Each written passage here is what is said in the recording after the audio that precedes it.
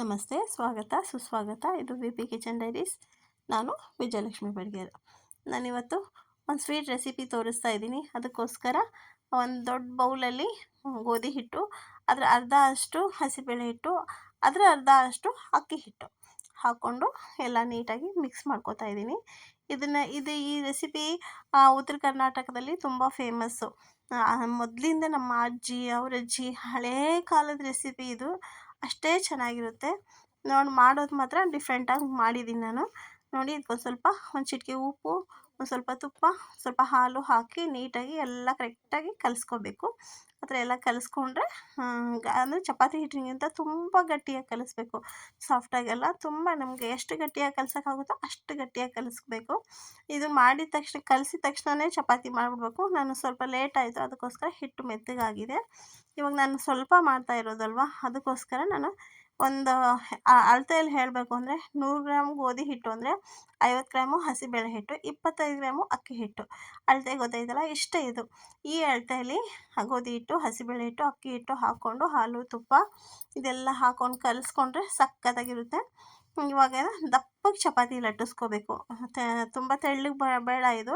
ಸ್ವಲ್ಪ ದಪ್ಪಗೆ ಚಪಾತಿ ಲಟ್ಟಿಸ್ಕೊಂಡು ಮಧ್ಯ ಹೋಲ್ ಮಾಡ್ಕೋಬೇಕು. ಯಾಕೆ ಹೋಲ್ ಮಾಡ್ಕೋಬೇಕು ಅಂದರೆ ಸ್ವಲ್ಪ ದಪ್ಪಗೆ ಲಟ್ಸ್ಕೊಂಡಿರ್ತೀವಲ್ಲ, ಅದು ಮಧ್ಯ ಬೇಯಲಿಲ್ಲ ಅಂದರೆ ಅನ್ನೋದಕ್ಕೋಸ್ಕರ ಸ್ವಲ್ಪ ಮಧ್ಯ ಹೋಲ್ ಮಾಡ್ಕೊಂಬಿಟ್ರೆ ನೀಟಾಗಿ ಬೆಂದ್ಬಿಡುತ್ತೆ. ಅದಕ್ಕೋಸ್ಕರ ಮಧ್ಯ ಹೋಲ್ ಮಾಡ್ಕೋಬೇಕಾಗುತ್ತೆ. ಮಧ್ಯ ಹೋಲ್ ಮಾಡಿಕೊಂಡು ನೀಟಾಗಿ ರೋಸ್ಟಾಗಿ ಬೇಯಿಸ್ಕೋಬೇಕು. ಸಾಫ್ಟಾಗಿ ಬೇಯಿಸ್ಕೋಬಾರ್ದು, ಆದಷ್ಟು ರೋಸ್ಟಾಗಿ. ಸ್ವಲ್ಪ ಸೀದೋದ್ರೂ ಏನೂ ತೊಂದರೆ ಇಲ್ಲ. ಸೀದೋಗಿರೋದನ್ನು ನಾವು ತೆಗಿಯೋಕ್ಕಾಗುತ್ತೆ. ಆದರೆ ನೀಟಾಗಿ ಬೇಯಿಸ್ಕೋಬೇಕು ಚಪಾತಿನ, ಯಾಕಂದರೆ ದಪ್ಪ ಇರುತ್ತೆ ಅಲ್ವ, ಅದಕ್ಕೋಸ್ಕರ ನೀಟಾಗಿ ಚೆನ್ನಾಗಿ ರೋಸ್ಟಾಗಿ ಬೇಯಿಸ್ಕೋಬೇಕು. ನಾನು ಸ್ವೀಟ್ ರೆಸಿಪಿ ಅಂತ ಹೇಳಿದೆ. ಈ ರೆಸಿಪಿ ಹೆಸರೇನು ಅಂತ ಹೇಳಿಲ್ಲ ಅಲ್ವ. ಇದಕ್ಕೆ ನಾವು ನಮ್ಮ ಸೈಡೆಲ್ಲ ನಾವು ಮಾದ್ಲಿ ಅಂತ ಹೇಳ್ತಾರೆ. ಅಂದರೆ ಮಾದ್ಲಿ ಅಂದರೆ ಆವಾಗಿನ ಕಾಲದಲ್ಲೆಲ್ಲ ಅದು ಭಾಳ ಫೇಮಸ್ ಇದು. ಅವಾಗ ಏನು ಮಾಡ್ತಾಯಿದ್ರು, ಗೋಧಿ ಹಿಟ್ಟಿಗೆ ಒಂದು ಸ್ವಲ್ಪ ನೀರು ಹಾಕಿ ಕಲಿಸ್ಬಿಡೋರು. ಆಮೇಲೆ ಈ ಥರ ಒರಳಲ್ಲಿ ಕುಟ್ಟೋರು, ಇಲ್ಲಾಂದರೆ ತುರಿಮನೆಯಲ್ಲಿ ತುರಿದು ಅದಕ್ಕೊಂದು ಸ್ವಲ್ಪ ಬೆಲ್ಲ, ಏಲಕ್ಕಿ, ಲವಂಗ ಅಷ್ಟು ಹಾಕ್ಬಿಡೋರು. ಬರೀ ಗೋಧಿ ಹಿಟ್ಟಲ್ಲಿ ಮಾತ್ರ ಮಾಡ್ತಾಯಿದ್ರು. ಅವಾಗ ಅಷ್ಟು ಟೇಸ್ಟ್ ಆಗ್ತಾಯಿರಲಿಲ್ಲ ಅಂದ್ಕೊತೀನಿ ನಾನು. ಇವಾಗ ನಾವು ಹಸಿಬೇಳೆ ಹಿಟ್ಟು, ಅಕ್ಕಿ ಹಿಟ್ಟು, ಹಾಲು, ತುಪ್ಪ ಎಲ್ಲ ಚೆನ್ನಾಗಿ ಹಾಕಿ ಹಿಟ್ಟು ಗಟ್ಟಿಯಾಗಿ ಕಲಸಿ ಮಾಡೋದ್ರಿಂದ ಇದೊಂಥರ ಚೆನ್ನಾಗಿ ಟೇಸ್ಟ್ ಇರುತ್ತೆ. ಹಾಗಾಗಿ ಈ ಥರ ಮಾಡೋದೇ ನನಗೆ ಸರಿ ಅನಿಸುತ್ತೆ. ಹಾಗಾಗಿ ನಾನು ಈ ಥರನೇ ಮಾಡೋದು. ನಾನು ಜಾಸ್ತಿ ಏನು ಮಾಡಿಲ್ಲ, 2 ಚಪಾತಿ ಮಾಡಿರೋದಲ್ಲ. ನೀವು ಜಾಸ್ತಿ ಬೇಕಿದ್ದರೆ ಎಲ್ಲ ಹಾಕಿ ಹೇಳಿರೋ ಅಳತೆ ಪ್ರಮಾಣ ಎಲ್ಲ ಡಬಲ್ ಮಾಡಿಕೊಂಡ್ರೆ ಆಯಿತು ಅಷ್ಟೇ. ಮತ್ತು ಇದು ವಿ ಪಿ ಕಿಚನ್ ಡೈರೀಸ್ ಯಾರೆಲ್ಲ ನೋಡ್ತಾ ಇದ್ದೀರೋ ಮರೀದೇನೆ ಸಬ್ಸ್ಕ್ರೈಬ್ ಮಾಡ್ಕೊಳ್ಳಿ ಮತ್ತು ಲೈಕ್ ಶೇರ್ ಮಾಡಿ. ಮತ್ತು ಇದು ಏನಪ್ಪ ಅಂತಂದರೆ ಈ ಸ್ವೀಟು ಒಂದು 15ರಿಂದ 20 ದಿನ ಇಟ್ಕೊಂಡು ತಿಂದರೂ ಏನೂ ಹೋಗೋಲ್ಲ. ಆದರೆ ಸ್ವಲ್ಪ ಗಾಳಿ ಆಡೋ ಥರ ಇಡಬೇಕು, ಆವಾಗ ತುಂಬ ಚೆನ್ನಾಗಿರುತ್ತೆ.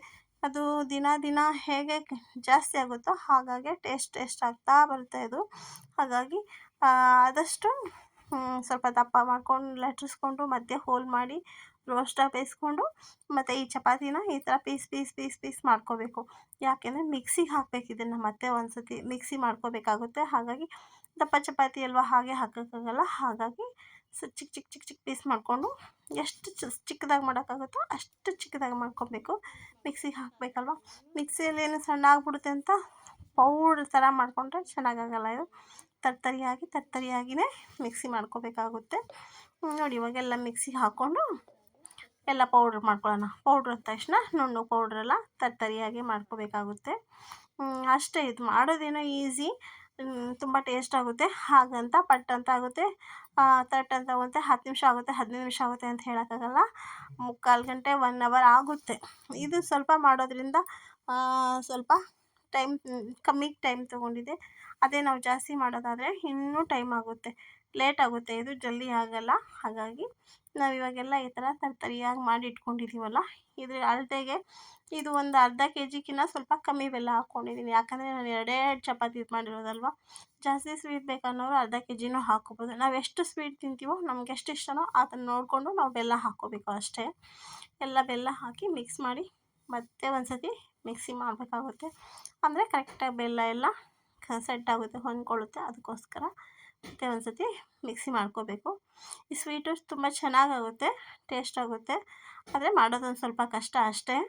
ಮಾಡಿ ನೀವು ಕೂಡ ಮಾಡಿ ಹೇಗೆ ಬಂತು ಅಂತ ಕಮೆಂಟ್ ಮಾಡೋದನ್ನು ಮರಿಬೇಡಿ. ಸಬ್ಸ್ಕ್ರೈಬ್ ಮಾಡೋದಂತೂ ನಿಜವಾಗ್ಲೂ ಮರಿಬೇಡಿ.